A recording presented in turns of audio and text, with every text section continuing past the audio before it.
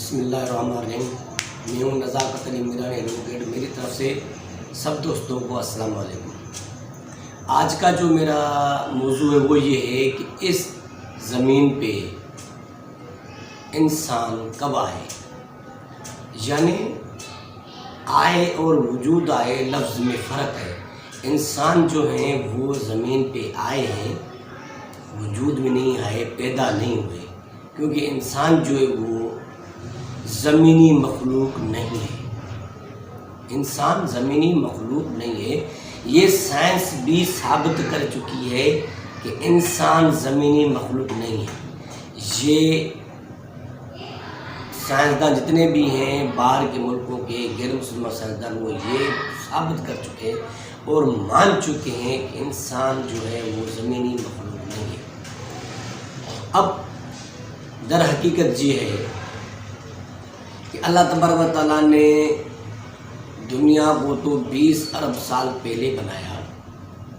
اس میں سورج اور اس کے گرد گھومنے، پہلے بھی کہہ چکا ہوں، سورج اس کے گرد گھومنے والے سیارے، سیاروں کے چاند اور ستارے اور آسمان، جو زمین ہے وہ سورج کا تیسرے نمبر کا، ارتھ جو ہے وہ تیسرے نمبر کا سیارہ ہے، یعنی ارتھ رولز اراؤنڈ دا سن۔ وہ جو ارتھ گھوم رہی ہے وہ تیسرے نمبر پہ گردش کر رہی ہے۔ اس کے لیے اللہ تعالیٰ نے قرآن پاک میں بھی کہا ہے کہ وَكُلٌّ فِي فَلَكٍ يَسْبَحُونَ، یعنی اللہ تعالیٰ سیاروں کے لیے یسبحون کا لفظ استعمال کیا، سورج کے لیے تجری لفظ استعمال کیا ہے۔ پہلے میں تشریح کر سکتا ہوں، بتا چکا ہوں، کمپریہنشن کر چکا ہوں اس کی۔ اب یہ اس زمین پہ انسان کب آئے، لیکن در حقیقت یہ ہے کہ دنیا 20 ارب سال پرانی ہے۔ انسانوں کو تھوڑا عرصہ ہوا، لاکھوں سال ہوئے۔ پہلے یہ پروو کرو، پھر کچھ قرآن پاک میں سے بے تشریح کروں گا۔ پہلے یہ بتاؤں کہ جیسے حضرت محمد مصطفیٰ صلی اللہ علیہ وسلم ہمارے نبی کو 1400 سال ہوئے، اس ٹوٹل جو ہے ہم نبی کو پیدا ہوئے 1400 سال ہوئے۔ حضرت عیسیٰ علیہ السلام کو 2000 سال ہوئے، یا 2022 جو چل رہا ہے، اور حضور صلی اللہ علیہ وسلم اور حضرت عیسیٰ علیہ السلام کے بیچ کا 500 سال ہے۔ حضرت موسیٰ علیہ السلام کے لیے کہا جاتا ہے، اور حقیقت بھی ہے، کتابوں میں آ رہا ہے، در حقیقت بھی ہے، حدیثوں میں بھی آ رہا ہے، اور تاریخ میں بھی آ رہا ہے کہ حضرت موسیٰ علیہ السلام کو 3000 سال ہو چکے، اور حضرت ابراہیم علیہ السلام کو 4000 سال، تاریخ میں 4000 سال آ رہے۔ لوگ کچھ 5000 سال کے تھے، لیکن 5 نہیں، 4000 سال کنفرمیشن جو ہے وہ 4000 سال قبل حضرت ابراہیم علیہ السلام پیدا ہوا تھا۔ 4000 بھی مانا، 4000 بھی، 4000 سال بھی تھوڑے تھوڑے بہت ہیں۔ اس سے پہلے حضرت ابراہیم علیہ السلام سے پہلے اندازاً حضرت نوح علیہ السلام کو 8000 سال ہے، 10000 سال ہے ہو چکے، لیکن حضرت نوح علیہ السلام سے پہلے کا کوئی اندازہ نہیں ہے۔ اس میں مختلف راوی ہیں، مختلف یعنی باتیں ہیں، تاریخ میں آتی ہیں، اتنا عرصہ ہو چکا ہے۔ لیکن میں ایک چیز بتا رہا ہوں کہ سائنس دانوں کو کچھ انسانوں کی ایسی یعنی ڈھانچے ملے ہیں، ہڈیاں ملی ہیں، جس سے انہوں نے ریسرچ کی ہے کہ انسانوں کو یہ ڈھانچے جو ہیں تقریباً لاکھوں سال پرانے ملے ہیں۔ یعنی ڈی این اے ٹیسٹ بھی کرتے ہیں، ان کو پتہ حقیقت ہے، سائنس بھی جھوٹی نہیں ہے، سائنس بھی حقیقت ہے، لیکن یہ بھی اندازہ ہے نا، ہو سکتا ہے نوح علیہ السلام، حضرت نوح علیہ السلام سے پہلے آدم علیہ السلام کو پتہ نہیں کتنا عرصہ ہو، لاکھوں سال ہو چکا ہو، لیکن قرآن پاک میں جو ہم یہ ثابت کر رہے ہیں، جو ہمارا مسلمانوں کا عقیدہ یہ ہے کہ انسان اللہ تعالیٰ نے وہ مٹی سے پیدا کیا آدم علیہ السلام کو، اور آدم علیہ السلام سے ہی انسانیت کو بڑھایا، آدم علیہ السلام سے ہی انسانیت کو بڑھایا۔ کچھ آیت ایسی بھی ہیں جو اللہ تعالیٰ قرآن پاک میں کہہ رہا ہے کہ جب ہم نے آدم علیہ السلام کو روح پھونکی، آدم علیہ السلام کو روح پھونکی یعنی بنایا، سانس دیا، بولنے کی صلاحیت دی، آدم علیہ السلام کو بنایا آدم علیہ السلام سے ہی انسانیت شروع ہوئی ہے، آدم علیہ السلام سے پہلے انسان نہیں ہے۔ کچھ ہمارے بزرگان یہ باتیں کرتے ہیں، سائنس بھی کرتے ہیں آدم علیہ السلام سے پہلے انسان تھے، کیا تھے، نہیں، آدم علیہ السلام ہی پہلا انسان ہے اس دنیا کا، کیوں یہ انسانی مخلوق نہیں ہے، زمینی مخلوق نہیں ہے۔ اللہ نے اوپر سے زمین پہ آدم علیہ السلام کو اتارا، یعنی انسان زمین پہ وجود بھی نہیں آیا، زمین پہ نہیں بنا، انسان کو اللہ کی طرف سے زمین پہ بھیجا گیا۔ اب وہ آدم علیہ السلام کو کتنا سال، نوح علیہ السلام سے پہلے کوئی اندازہ نہیں ہو سکتا ہے، لاکھوں سال بھی ہو۔ سائنس بھی یہ کہہ رہی ہے کہ حضرت آدم علیہ السلام کی جو بات چیت ہے وہ یہ ہے کہ سورہ رحمان میں اللہ تعالیٰ کہہ رہا ہے کہ ہم نے انسان کو بنایا اور اس کو بولنے کی صلاحیت دی۔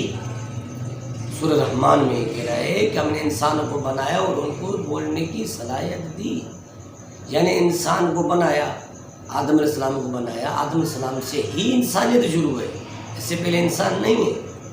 کیونکہ سیقول میں دوسرے سپارے میں شیطان کی اور اللہ تبارک و تعالیٰ کی آپس میں بحث مباحثہ ہے، وہ یہی وہاں اس میں بھی یہی بحث مباحثہ ہے کہ ہم عبادت کے لیے ہیں، آپ انسانوں کو پیدا کرنے کی کیا ضرورت ہے۔ اللہ تعالیٰ ان کو کہہ رہا ہے کہ جو میں چاہتا ہوں آپ نہیں جانتے۔ ان کو بولنے کی صلاحیت دی، ان کو عقل بھی دیا، ان کو یہ بھی کہا کہ آپ پہچانو یہ چیزیں کیا ہے، فروٹ وغیرہ یہ وہ سب پہچاننے کی صلاحیت دی۔ یعنی انسان جو ہے وہ اللہ تبارک و تعالیٰ نے حضرت نوح علیہ السلام سے پہلے اتنا اندازاً اگر سائنس کے حساب سے تو لاکھوں سال بھی ہو سکتے ہیں، یعنی حضرت نوح علیہ السلام سے پہلے کا کوئی صحیح اندازہ نہیں ہے، صحیح اس کا تعداد نہیں ہے۔ حضرت نوح علیہ السلام کے بعد کا ہی صحیح تعداد ہے۔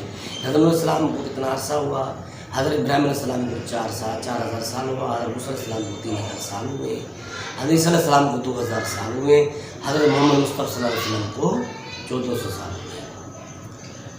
اب یہ ہے کہ سائنس جو اپنی سوچ کے حساب سے، ریسرچ کے حساب سے کہتی ہے کہ انسان جو ہے وہ ایک بندر، جنگلات کے حساب سے جنگل، مچھلی، بندر وغیرہ جو ان کی اپنی سوچ ہے اس میں سے اندر سے انسان ہوا، انسانوں میں سے پھر آہستہ آہستہ ان کا دماغ بڑھتا گیا اور سیدھا ہوتا گیا، یہ ان کی اپنی سوچ ہے۔ لیکن یہ سوچنا چاہیے اگر وہ اپنی جگہ پہ سچے ہیں تو ان کو یہ میں چیلنج کرتا ہوں کہ اگر بندروں میں سے انسان ہوتے تو ابھی بھی ہوتے تو کیا اس کی آب و ہوا میں، زمین میں کوئی اس چیز میں کوئی فرق آ گیا کہ ابھی نہیں ہو رہے؟ اب بندروں کو پکڑو، ایک بہت بڑا پارک بناؤ، اس پارک میں بندروں کو چھوڑ دو، چاروں طرف اس کو بند کر دو، ہزاروں سال گزر جائے گا، ان بندروں میں سے کوئی انسان تو ہوگا ہی نہیں۔ اگر انسانوں سے بندر ہوئے ہیں، یا بنانا، خلقنا، بنانا کرنا، جو اللہ تعالیٰ یہ چیز جتنی بھی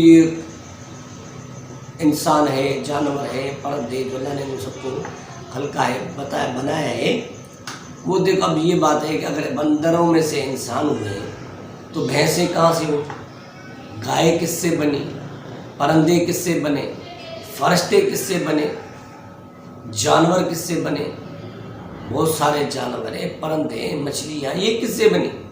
اگر انسان بندروں سے بنا ہوا ہوتا تو اب تک بنا ہوا تھا۔ یہ من گڑت کہانی ہے، یہ ان کی اپنی سوچ ہے، یہ در حقیقت میں نہیں ہے، کیونکہ انسانوں کو، ہم مسلمانوں کا عقیدہ ہے کہ انسان کو اللہ نے پیدا کیا، جس کا ذکر سیقول میں بھی ہے، دوسرے سپارے میں، جس کا ذکر سبحان الذی پہلے سپارے میں بھی ہے، جس کا ذکر سورہ رحمان میں بھی ہے۔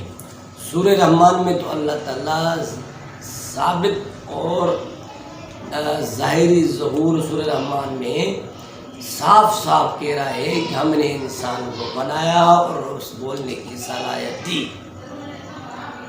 اور قرآن پاک میں اللہ تعالیٰ یہ بھی کہہ رہا ہے کہ ہم نے انسان کو بنایا، انسان میں ہم نے روح ڈالی، یعنی اس کا مقصد ہے اللہ تعالیٰ انسانوں کو اللہ کی طرف سے، اللہ کی مخلوق ہے، اللہ نے اس کو بنایا ہے، اور یہ جو ہے یہ زمینی مخلوق نہیں ہے۔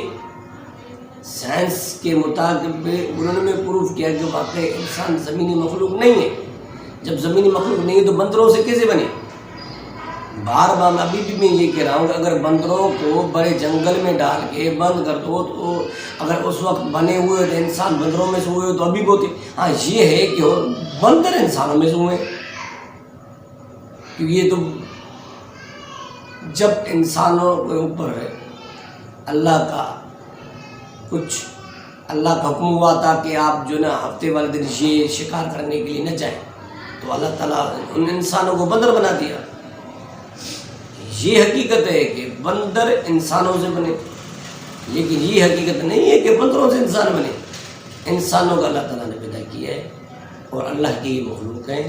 اوپر سے اللہ نے آدم علیہ السلام کو بنایا، اس کے ساتھ اس کو اللہ ہوا دی تاکہ یہ جوڑا ہو، ان کی شادی ہوئی، ان کے بچے ہوئے، اولاد ہوئے، اس میں سے یہ اللہ نے ان کو پھیلایا، بڑھایا، بڑھتے پوری دنیا میں انسان کی.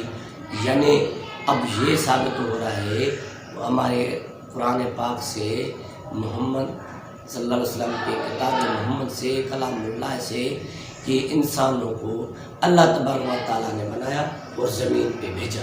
اور یہ بعد میں یہ خلقت پوری جتنی بھی ہے انسانیت وہ آدم علیہ السلام کی اولاد ہے. یہ ماننا چاہیے. میں غیر مسلموں کو ہم مسلمانوں کا عقیدہ تو کنفرم ہے، پکا ہے، لیکن غیر مسلمانوں کو میں یہ کہنا چاہتا ہوں کہ یہ انسانوں کو اللہ تبارک و تعالیٰ بنا کے زمین پہ اتارا، زمین پہ رکھا، زمین پہ چلنے، کھانے، پینے سب چیز کا عقل دیا، بولنے کا عقل دیا. باقی انسان کو علاوہ کسی کو بھی بولنے کا عقل نہیں ہے.